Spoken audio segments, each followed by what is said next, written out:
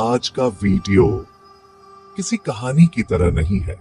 ये एक श्रापित सीजन की सच्चाई है। एक ऐसा सीजन जिसे बिग बॉस के इतिहास से हमेशा के लिए मिटा दिया गया। इस सीजन को बनाने वाले काफी वक्त पहले मर चुके हैं और जो कॉन्टेस्टेंट्स अंदर गए थे उनमें से कोई वापस नहीं आया। ये टेप हमारे हाथ कैसे लगी ये आपको आगे पता चलेगा, पर एक बात मैं पहले ही बता दूं, इस वीडियो को देखने के बाद आप बिग बॉस को कभी पहले जैसा नहीं देख पाओगे। मैं गारंटी देता हूं ये स्टोरी आपके दिमाग में चिपक जाएगी। वीडियो स्टार्ट करने से पहले अगर दिल कमजोर है तो इस वक्त वीडियो बंद कर दो, और अगर आप असली दरे के लिए रेडी हो तो सब्सक्राइब कर लो, क्योंकि आज के बाद मैं ऐसे वीडियोस रोकने वाला नहीं हूं।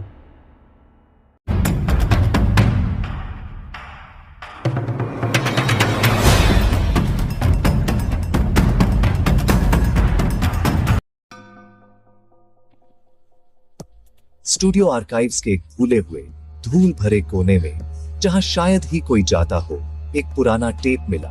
उस टेप पर सिर्फ एक शब्द लिखा था, 0। वो भी कांपती हुई हैंड फेयर राइटिंग में, जैसे किसी ने जल्दी में या डर के मारे लिखा हो।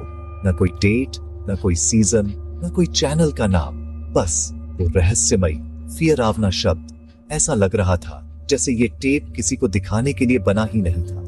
समीर, एक नया और जिज्ञासु इंटर्न, उस टेप को छूते ही एक अजीब सी ठंडी सिहरन महसूस करता है, जैसे किसी अनजानी ताकत ने उसे छू लिया हो।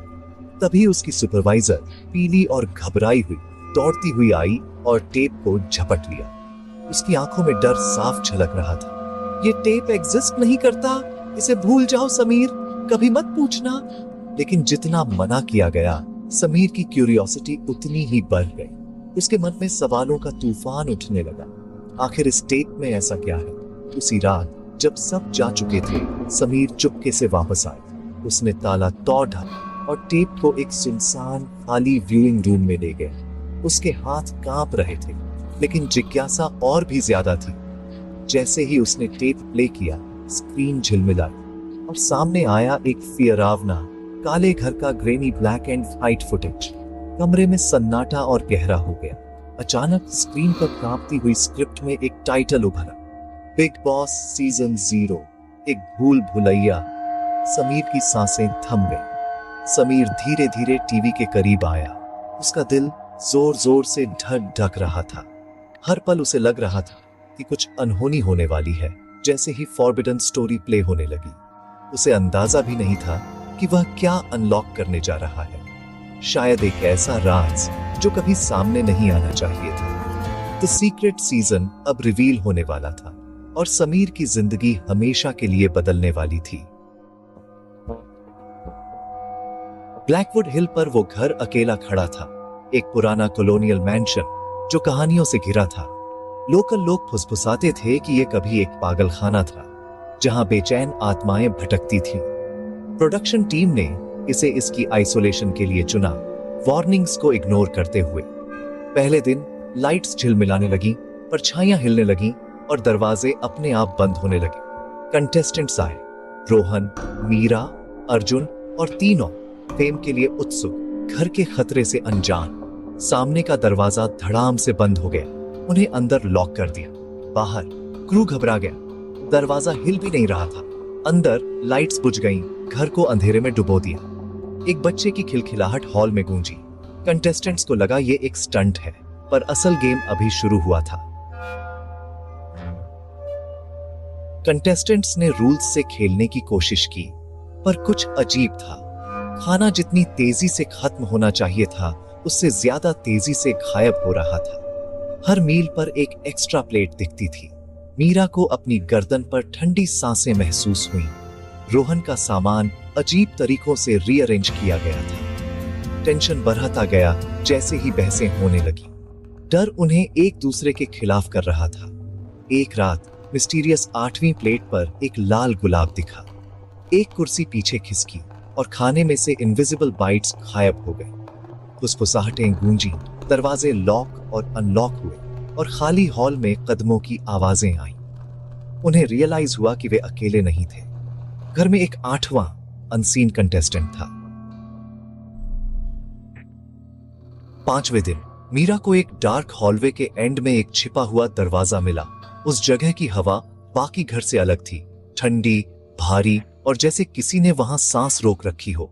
मीरा की नजरें उस दरवाजे पर टिक गई, मानो वो उसे बुला रहा हो।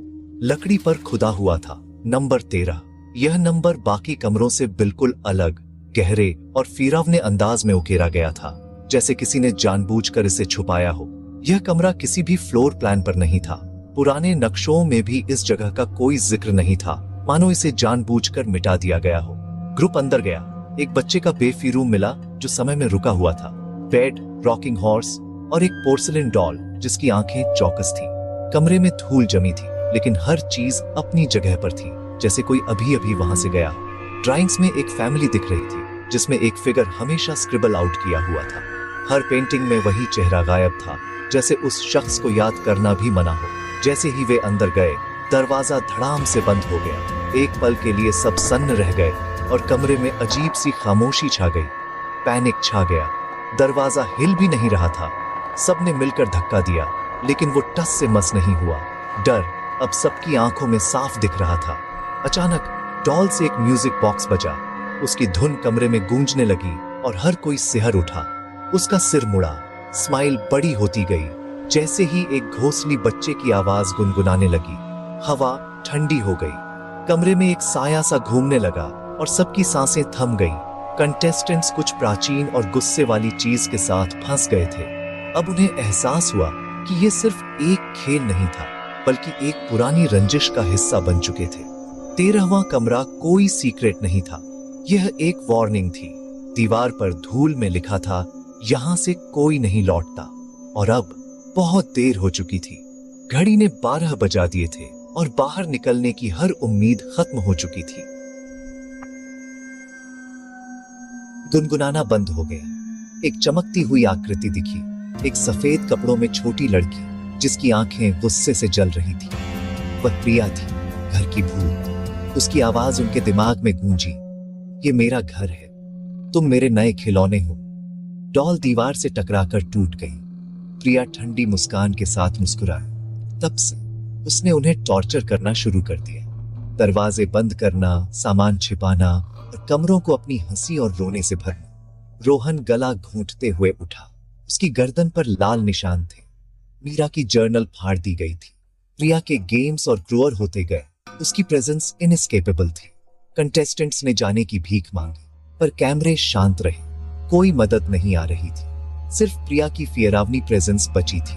घर उसका खेल का मैदान था। कंटेस्टेंट्स उसके कैदी थे। डर ही उनका एकमात्र साथी बन गया।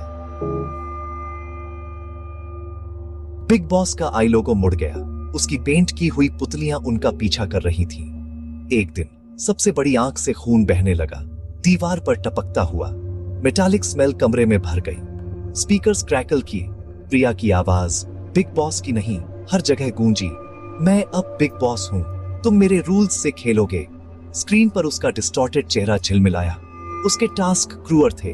पानी में अपनी सांस रोको, सेलर में रात बिताओ, अपना सबसे गहरा सीक्रेट बताओ। कंटेस्टेंट्स अब एक शो में नहीं थे। वे प्रिया के बुरे सपने में फंस गए थे। घर जिंदा था और प्रिया कंट्रोल में थी।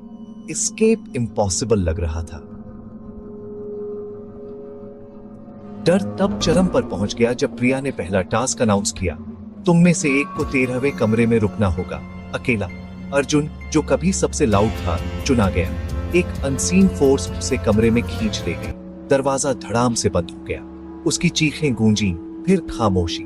जब दरवाजा खुला, अर्जुन गायब था। कोई निशान नहीं बचा। टीवी स्क्रीन पर उसका मुस्कुराता चेहरा दिखा, जिस पर स्टैंप लगा था, एलिमिनेटेड। प्रिया की आवाज फुसफुसाई, एक गया, अगला कौन? बाकी लोगों को रियलाइज हुआ कि एलिमिनेशन का मतलब हमेशा के लिए गायब हो जाना था। पैनिक और डर ने उन्हें घेर लिया। घर उनकी संख्या कम कर रहा था। प्रिया का गेम जानलेवा था। कोई सुरक्षित नहीं था। बुरा सपना गहरा गया। डेस्परेट होकर मीरा को 13वें कमरे में प्रिया की डायरी मिली। पन्ने प्रिया की दर्दनाक कहानी बताते थे। एक अकेली लड़की अपने पेरेंट्स द्वारा इग्नोर की गई। जब वह बीमार पड़ी तो उसे बंद कर दिया गया। वह अकेली मर गई। उसकी एकमात्र दोस्त एक पोर्सिलेन डॉल थी। उसके आखिरी शब्द, मैं नए दोस्तों का इंतजार करूंगी जो कभी नहीं जाएंगे। जैसे ही उन्होंने पढ़ना खत्म किया, घर जोर से हिल गया, लाइट्स फूट गई, टेम्परेचर गिर गया और प्रिया दिखी, अब एक गुस्से वाली शक्तिशाली आत्मा। उसकी आंखें लाल चमक रही थीं, उसकी चीख से दीवारें हिल गईं। सुपरनैचुरल तूफान चरम पर था। कंटेस्टेंट्स को रियलाइज हुआ कि उन्होंने उसके गुस्से का सोर्स ढूंढ लिया था, पर ज्ञान से कोई सुरक्षा नहीं मिली। प्रिया का गुस्सा अनलीश्ड हो गया था। घर अ वॉर्टेक्स ऑफ टेरर बन गया। एस्केप ही उनकी एकमात्र उम्मीद थी। घर में अफरा तफरी मच गई। फर्नीचर हवा में उड़ाट रहा था, खिड़कियां जोर जोर से टूट रही थीं और हर कोने में एक अनदेखा डर फैल गया था। दीवारों पर अजीब परछाइयां नाच रही थी, मानो घर खुद जाग उठा। प्रिया की चीख अब सिर्फ डर नहीं बल्कि एक फिजिकल फोर्स बन चुकी थी। उसकी आवाज से कमरे की हवा तक कांप रही थी। रोहन ने एक टूटी हुई खिड़की से डेस्परेट एस्केप का नेतृत्व किया। बाकी सब भी उसके पीछे पीछे भागे, जैसे जान बचाने का यही एक रास्ता हो। खून बहता हुआ और फिरे हुए वे ग्राउंड से भागे। उनके कपड़े फटे हुए थे और चेहरे पर दहशत साफ झलक रही थी। प्रिया की चीखें अब भी हवाओं में गूंज रही थी, जैसे कोई अदृश्य ताकत उनका पीछा कर रही हो। मेन गेट खुला था। वे पहाड़ी से नीचे भागे। हर कदम पर डर था कि कहीं कुछ पीछे से ना आ जाए। सूरज निकलने तक वे रुके नहीं, भागते रहे जब तक थक कर गिर नहीं पड़े। नीचे विलेज में पहुंचकर उन्होंने कांपती आवाज में अपनी कहानी सुनाई। उम्मीद थी कि कोई उनकी मदद करेगा, लेकिन विलेज के लोग सिर हिलाते रहे। उनकी बातों पर यकीन करना मुश्किल था।